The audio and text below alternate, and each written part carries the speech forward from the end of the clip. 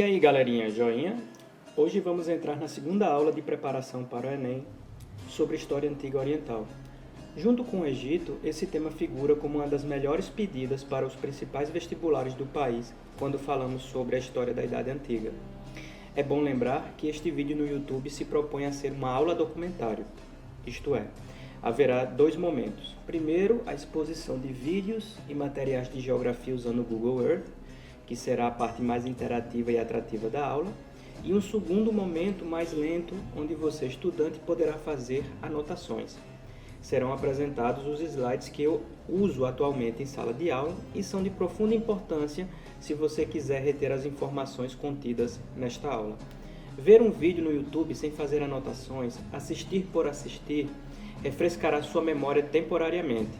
Então, se você quiser se preparar bem para o Enem, pegue seu caderno, desfrute da aula, faça as anotações quando necessário e, sempre que possível, revise. Aprendizado é, sobretudo, repetição. Haverá um terceiro momento para a resolução de questões sobre o tema em um outro vídeo. Sem mais demoras, vamos para o tema. Hoje veremos uma das civilizações mais maravilhosas do mundo antigo, a Mesopotâmia. Em verdade, no mundo antigo temos 10 grandes civilizações, 8 do modo de produção asiático, egípcios, fenícios, hebreus, hititas, mesopotâmicos, medo-persas, hindus e chineses, e 2 do modo de produção escravista, Grécia e Roma. Contudo, dado a importância do Egito e da Mesopotâmia para a história mundial, é nela que vamos focar. Qual a importância dessa civilização para o mundo? A Mesopotâmia é também chamada de berço da civilização. Por que um berço? Porque possivelmente foram os primeiros grupos que se estabeleceram em um local específico, criando aldeias, vilas e posteriormente grandes cidades-estado. Anote esse nome, cidade-estado, será muito importante para as próximas aulas, principalmente quando formos falar de Grécia e Roma. Da mesma forma, a primeira escrita que se tem conhecimento foi desenvolvida pelos Sumérios, na Mesopotâmia. E estamos falando por volta de 10 mil anos atrás, no processo de transição do Paleolítico para o Neolítico, e posteriormente com a invenção da escrita, que é o que marca, a título de sistematização, o início da história. Foi no mundo mesopotâmico que também nasceu o primeiro Código Civil, o Código de Hammurabi, que falaremos mais na frente, em que pela primeira vez os homens colocavam no papel, na verdade eram em tábuas de argila, os direitos, deveres e, sobretudo, as punições para aqueles que violassem a norma. Estava mais para um código penal. Veremos também que houve uma profunda influência do mundo mesopotâmico sobre o cristianismo. Da mesma forma, foram os pioneiros na escrita, na astronomia e na matemática. Veremos isso de forma detalhada. Comecemos com a nomenclatura e suas características socioeconômicas. A Mesopotâmia, minha gente, é uma palavra que deriva do grego, meso, meio, e potamos, potamia, quer dizer rio. Por isso é comumente chamado de terra entre rios. Pois bem, foi na região fértil entre os rios Tigre e Eufrates que vários povos se estabeleceram. No meio de vales, montanhas e desertos, a margem desses rios proporcionava solo ideal para o plantio. Sua localização, a grosso modo, corresponde atualmente ao Iraque. Na sua organização socioeconômica, vamos ter então, mais uma vez revisando, uma sociedade fundamentada no modo de produção asiático, onde o Estado controlava grandes agrupamentos urbanos, forçando grande parte da população ao trabalho forçado, na construção de diques, represas, templos, palácios e etc. Aqui, assim como o Egito, teremos uma monarquia teocrática, mas um mega hiperopa aqui.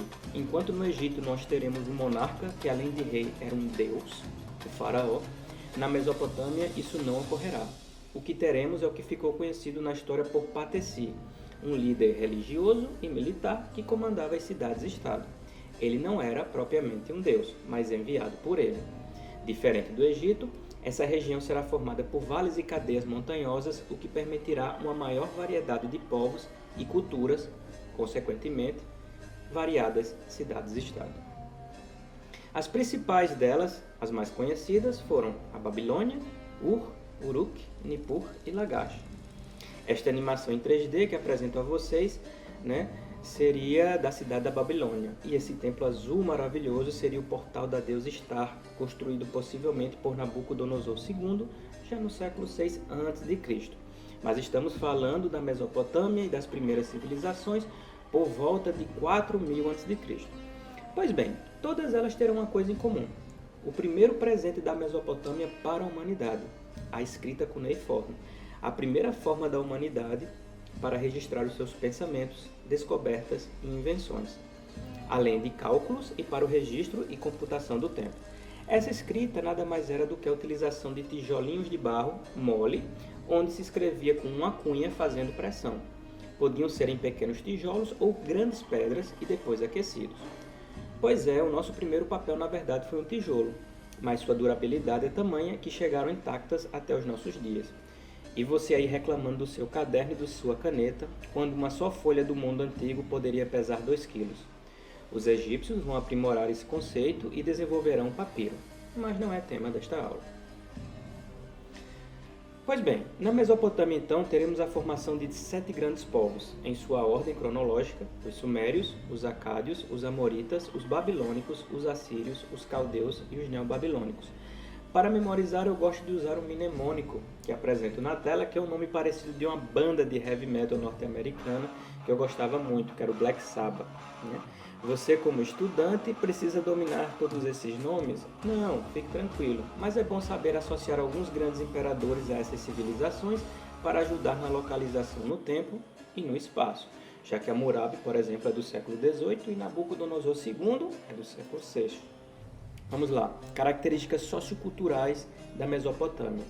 Primeiro, eles eram politeístas e também apresentavam zoomorfismo, isto é, seus deuses e seres mitológicos apresentavam parte do corpo humano, parte animal. Por exemplo, um ser mitológico mesopotâmico, o Lamassu, com um corpo de touro, com asas e cabeça de homem. Era uma divindade tutelar que ajudava as criaturas mortais no combate, se estivessem convencidos de que aqueles sob sua proteção tinham um bom coração. Assim como no Egito, Grécia e outras civilizações, à exceção dos hebreus, havia na Mesopotâmia uma infinidade de deuses, e muitos deles tinham sua própria cidade. Os mais conhecidos são a deusa Star, também chamada de Inanna, a deusa do amor, do sexo e da justiça, uma espécie de mistura de Afrodite com Atenas. Tínhamos também Marduk, deus principal dessa religião, tal como Zeus, na mitologia grega, e que teve como principal inimigo a deusa Tiamat, deusa dos oceanos, ora retratada como uma mulher, ora como um dragão, que gerava discórdia com os demais deuses. Marduk, que queria ser reverenciado como rei dos deuses, acabou derrotando ela e se tornando senhor dos senhores da Mesopotâmia.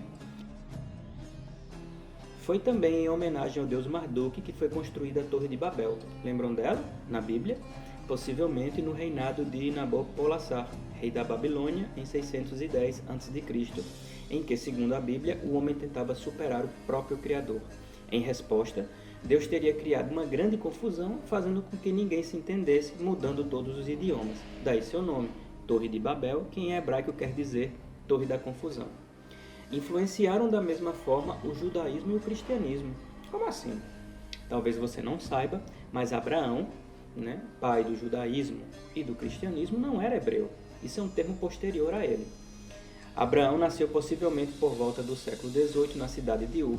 Ele era, na verdade, caldeu, cidade que se encontrava no sul da Mesopotâmia, e na sua peregrinação por uma terra que fosse sua, dada pelo Senhor Jeová, levou junto com ele vários contos da cosmogonia mesopotâmica. Cosmogonia, professor? Sim, os contos da criação. Muito do que está narrado no Gênesis, a criação do mundo e principalmente o conto do dilúvio, encontram-se de forma muito parecida no Enuma Elish e na Epopeia de Gilgamesh, a mais antiga narrativa sobre o dilúvio e o mito da criação que, historicamente falando, veio antes da Bíblia. Só que enquanto no poema sumério o herói se chama Tunapishtim, na Bíblia é Noé. Para terminar, veremos então 2 grandes reis, Hammurabi e Nabucodonosor. Hammurabi, minha gente, ficou conhecido na história não só por ter feito uma reforma religiosa para centralizar Deus Marduk como principal figura no panteão mesopotâmico, mas também por ter criado o primeiro código de leis que se tem em história, que inclusive recebeu seu nome, o Código de Hammurabi. Ele seguia a lei de Talião, mais conhecida olho por olho, dente por dente, isto é, receber aquilo que foi dado ou feito. Abordava vários temas, como por exemplo o tema da questão da propriedade, do direito à mulher. Sim, olha só, na Idade Antiga havia direitos voltados exclusivamente para o feminino, direito a heranças e entre outras coisas. Vamos ver alguns exemplos. Escrito em cuneiforme, o Código de Hammurabi era sobretudo um código penal. Olha só alguma das suas leis. Né? Se um homem furar o olho de um homem livre, furar-se-lhe-á um olho. Se ele fura o olho de um escravo alheio ou quebra um membro ao escravo alheio, deverá pagar a metade do seu preço. Olha só, mais uma vez, a gente vendo aqui a questão da visão que se tinha sobre o escravo. Né?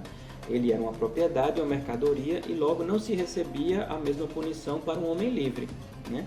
O escravo que tivesse uma perna quebrada, por exemplo, você deveria pagar pelo menos a metade do seu valor como forma de ressarcimento, mas não quebraria a perna de quem a quebrou. Olha que interessante.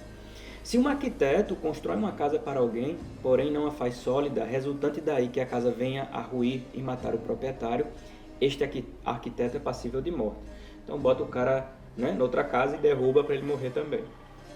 E olha sobre a esposa que odeia seu marido e diz, tu não és meu marido, deve ser lançada ao rio com os pés e mãos amarrados, ou ser jogada do alto da torre do recinto que mora.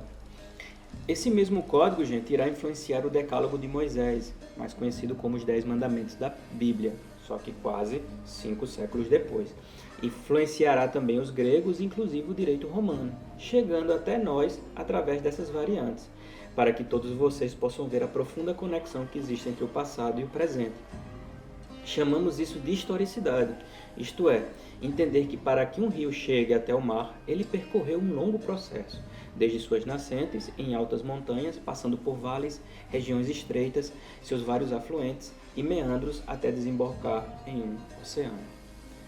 Por último, e não menos importante, Nabucodonosor, que reinou durante o Segundo Império Babilônico, sendo responsável por uma grande expansão, escravizando os habitantes do reino de Judá, que foram transferidos como escravos para a capital. Lembram da Bíblia, o tal do cativeiro da Babilônia? Pois bem, foi sobre o jugo de Nabucodonosor que esse cativeiro aconteceu. Só serão libertados décadas mais à frente pelo medo-persa Ciro. Ops, não é este Ciro, é este daqui. Que por conta disso, muitos, como consta na Bíblia, muitos judeus acreditavam ser ele, Ciro, o persa, o tão esperado Messias. Mas isto também não é tema para esta aula. E também é atribuído a Nabucodonosor os jardins suspensos da Babilônia, considerado pelos gregos como uma das maiores maravilhas do mundo. Julgue você.